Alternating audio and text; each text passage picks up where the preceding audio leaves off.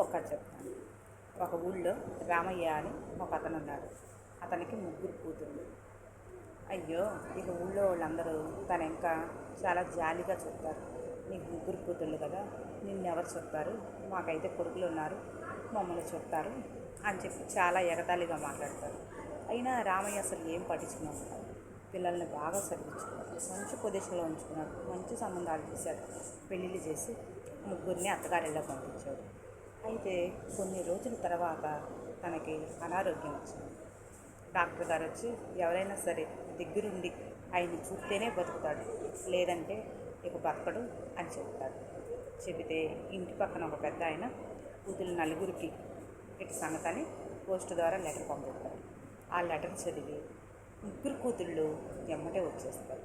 వచ్చేసి తన తండ్రిని రేత్రి పగలని కాకుండా కళ్ళల్లో పెట్టుకుని చూసుకుంటాడు. తను చనిపోతాడు అన్న తను బతికి ఆరోగ్యంగా తిరుగుతూ ఉంటుంది. 3 నెలలు అయింది కూతుళ్ళు వచ్చి. అప్పుడు ఊళ్ళో వాళ్ళు, అదే కొడుకులే మమ్మల్ని బాగా చూస్తారు, కూతుళ్ళు మిమ్మల్ని చూడరు అని మేము ఎగతాళి చేశాము. ఈరోజు మా కొడుకులు మమ్మల్ని రోడ్డు మీద పోతే మీ కూతుర్లే మగోడిలాగా మిమ్మల్ని చూశారు, నువ్వే గ్రేట్ అయ్యా రామయ్య అని ఒక నవ్వు నవ్వి ప్రశాంతంగా ఉంది. మీరేమంటారు?